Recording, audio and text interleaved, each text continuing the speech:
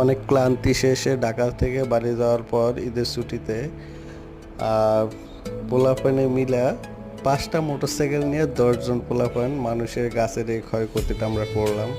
তবে হ্যাঁ, চুরি করে আম খাওয়া, যে কোনো কিছু খাওয়া অনেক স্বাদের, বাট আমাদের এটা পেশা না।